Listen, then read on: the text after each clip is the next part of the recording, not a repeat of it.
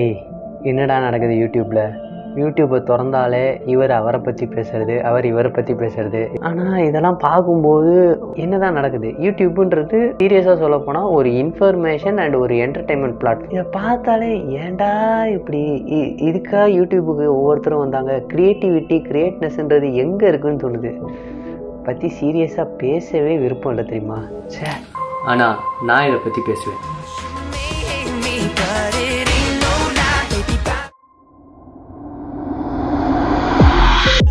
ஸ்டார்டிங்லேருந்து பார்ப்போமா? ஒரு வியூவர்ஸாக வெளியே இருந்து இன்டர்நெட்டில் என்ன நடக்குது அப்படின்னு பார்த்தேன். பிரியாணி மேன் ஒரு வீடியோ போடுறாரு. அந்த வீடியோவில் அவர் சில கிரிட்டிசைசேஷனை இர்ஃபான் மேலே வச்சார். அதுக்கு இர்ஃபான் கிளாரிஃபிகேஷன் கொடுப்பாரு அப்படின்னு தான் எனக்கு தோணிக்கிட்டு இருந்துச்சு. அந்த மாதிரி இருக்கிற நேரத்தில் பிரியாணி மேன் பேசினதுலே பார்த்தா சில விஷயங்கள் கரெக்டாக தோணுச்சு, சில விஷயங்கள் முரணாவே தோணுச்சு.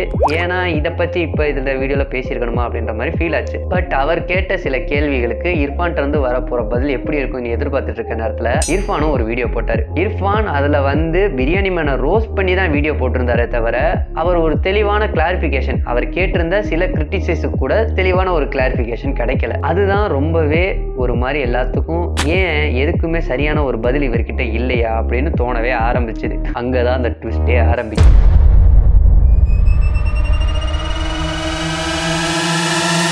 பிரியாணி மேன் போடுற ஒரு வீடியோ, அந்த வீடியோ அவர் சில கிரிட்டிசைசேஷன் வைக்கிறாரு. அந்த கிரிட்டிசைசேஷனுக்கு ஒரு ரிசல்ட் கிடைக்கும், அதாவது ஒரு ஓப்பனான ஒரு விஷயத்தை பற்றி பேசியிருக்கிறாரு. அந்த விஷயத்தை இர்ஃபான் தெளிவாக எடுத்து சொல்லி அதை அதோட முடிப்பார் அப்படின்னு தான் எதிர்பார்த்தாங்க. இதுதான் உண்மையான ரிசல்ட். பட் ஆனால் இங்கே நடந்தது என்ன தெரியுமா? பார்க்குற மக்கள்கிட்ட ரெண்டு பேருமே பார்த்தா ஒரு மாதிரி மேனிப்புலேட் பண்ணிக்கிட்டு இருந்தாங்களே தவிர அவங்க சொல்ல வர கிரிட்டிசைசேஷனை டைரக்டாக எங்கேயுமே பிச் பண்ணவே இல்லை. ஒருத்தர் ஒரு விஷயத்தை ஒரு கிரிட்டிசைஸ் வைக்கிறாங்க அப்படின்னா அந்த கிரிட்டிசைசேஷனுக்கு ஒன்று கிளாரிஃபிகேஷன் கொடுக்கணும், இல்லை அது தப்பா இருக்கு அப்படின்னு சொல்லிட்டு அதுக்கு ஒரு எண்டு கார்டு போட்டிருந்தாலே அங்கே அந்த விஷயம் முடிஞ்சிருக்கும். ஆனால் இங்கே அப்படியே ஆப்போசிட்டா என்ன ஆச்சுன்னா, இர்ஃபான் அவரை ரோஸ்ட் பண்ண ஆரம்பிச்சதுனால இந்த ரெண்டு பக்கமும் இருக்கிற வியூவர்ஸ் தான் சண்டை போட ஆரம்பிச்சாங்க. ஏன்னா இவங்க பேசினது எப்படி இருந்துச்சுன்னா, ரெண்டு பேருமே கொஞ்சம் கட்டத்துக்கு மேலே எமோஷனலா எல்லாமே பார்த்தீங்கன்னா பேச ஆரம்பிச்சிட்டாங்க. அந்த எமோஷனல் கனெக்ட் என்ன ஆச்சு? இங்க பார்க்குற வியூவர்ஸ் என்ன மாதிரி ஒரு சாதாரணமா வெளியே இருந்து பார்க்குற ஒரு ஆடியன்ஸுக்கு சும்மா இல்லை இவரும் பாவம் இல்லை, இவரும் ரொம்ப கஷ்டப்பட்டு வராரு, ஏன் இந்த நேரத்தில் இதை பற்றி பேசணும் அப்படின்னு சொல்லிட்டு அவங்களுக்கே தெரியாம திட்டிக்க ஆரம்பிச்சிட்டாங்க. பட் கடைசியில எதுக்காக இந்த வீடியோ ஸ்டார்ட் ஆச்சு, எதுக்காக பிரியாணி மேன் இப்படி ஒரு வீடியோ போட்டாரோ அதுக்கான ரிசல்ட் இப்ப கிடைச்சதான்னு பார்த்தா கிடைக்கவே இல்லை. அதுக்கான பதில் இர்ஃபான் சொன்னாரான்னு பார்த்தா அதுவும் நடக்கவே இல்லை. இங்க மெயினா யார் பெருசா வேலை பார்த்ததுன்னு பார்த்தா நம்மள மாதிரி வியூவர்ஸ் தான்.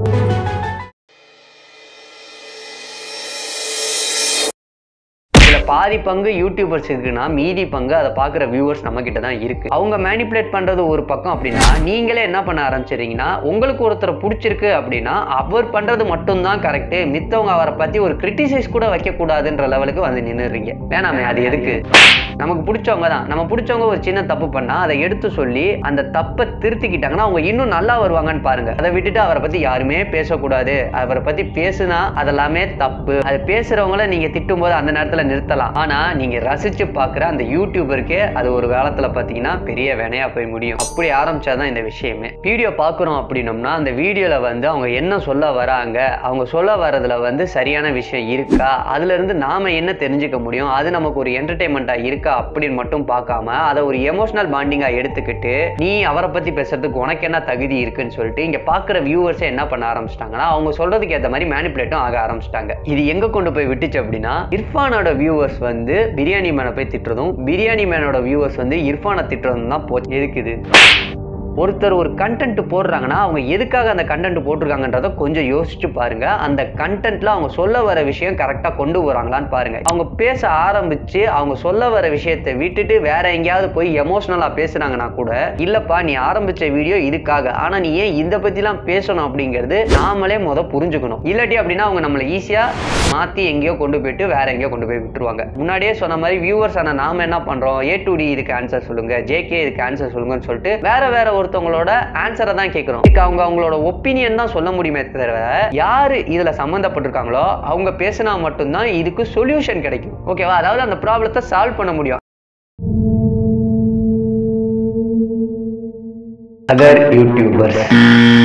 சரி, அதர் யூடியூபர்ஸாவது இதை பற்றி ஒழுங்காக டீட்டெயிலாக பேசுவாங்கன்னு பார்த்தா இவங்களும் யாராவது ஒரு பக்கம் ஸ்டாண்ட் எடுத்துக்கிட்டு அவங்கள பற்றி இவர் பேசுனா பிரியாணி மேனை பிடிச்சி திட்டிட்டு ஒரு ரியாக்ஷன் வீடியோ போடுறது, இல்லை இர்ஃபான் கிட்ட போயிட்டு அவரோட வீடியோவுக்கு ரியாக்ஷன் வீடியோஸ் போடுறது, இல்லை ரிப்ளை வீடியோ போடுறாங்களே தவிர கடைசி வரைக்கும் யாருமே கோர் பாயிண்ட் எங்கே இருந்தது, இந்த ப்ராப்ளத்துக்கான ஸ்டார்டிங் பாயிண்ட்டுக்கான ரிசல்ட் கிடைச்சதான்னு பார்த்தா இல்லை. ஏன்னா எல்லாரும் இதை எப்படி பார்க்க ஆரம்பிச்சிட்டாங்கன்னா, அதர் யூடியூபர்ஸ் இதை ஒரு கண்டென்ட்டாக பார்த்தாங்க. பார்க்குற வியூவர்ஸுக்கு வந்து நாம என்ன இதில் சொல்ல வரோன்றதை தாண்டி போயிட்டாங்க. அதை மித்த யூடியூபர்கள் இது ஒரு கண்டென்ட், இது ஒரு தம்ப்நெயில் நல்லா இருக்கு வைக்கிறதுக்கு, இதை பார்க்கும்போது எல்லாரும் கிளிக் பண்றாங்க, கிளிக் பைட் ஆயிருக்குது, நிறைய வியூஸ் போகுது, இதுதான் சரியான டைம் அப்படின்னு சொல்லிட்டு அவங்க சேனலை மெருகேற்றிக்கிறதுக்காகவும் அவங்க சேனல்ல வியூஸ் வாங்குறதுக்காண்டியும் ஒரு ரெவென்யூ ஜெனரேட் பண்றதுக்கான ஒரு கண்டென்ட்டா தான் பார்த்தாங்களே தவிர சொல்யூஷனுக்கு யாருமே வரல.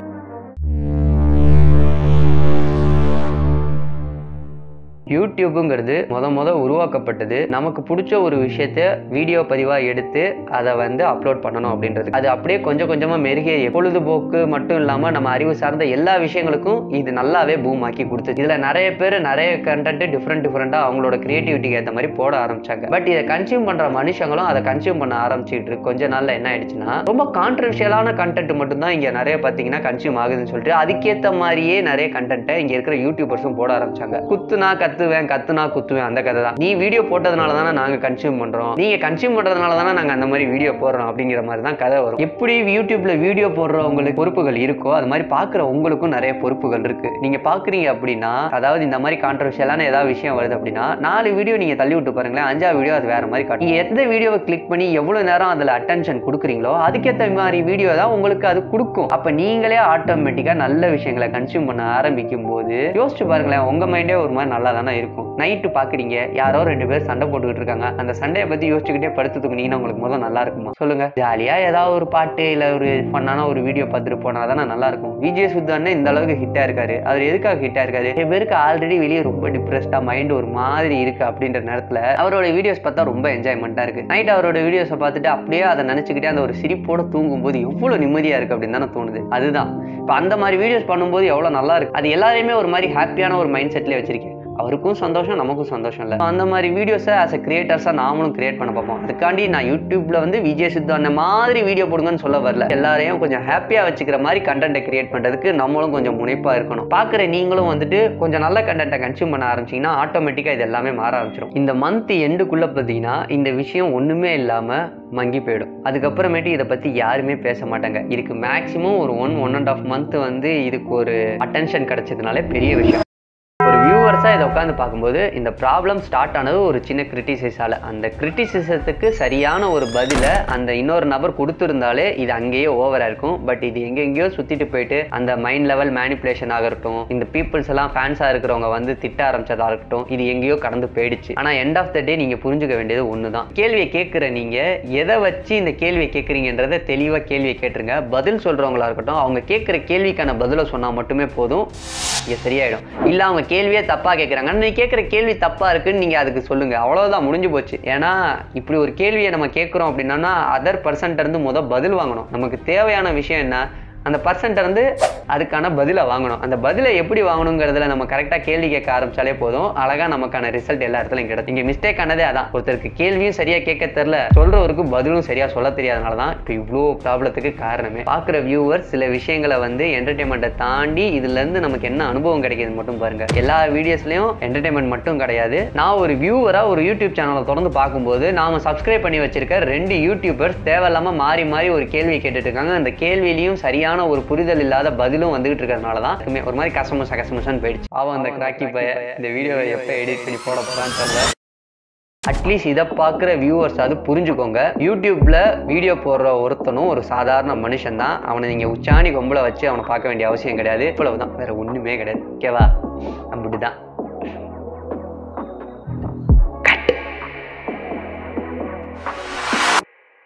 நான் வெறும் 1 நிமிஷத்துக்குள்ள தானே வீடியோ எடுத்தேன், இதுன்னு இவ்வளோ இருக்கு என்னன்னு தெரியல. 1 நிமிஷம் ப்ளே பண்ணி போகிறேன். மறுபடியும் நீயா?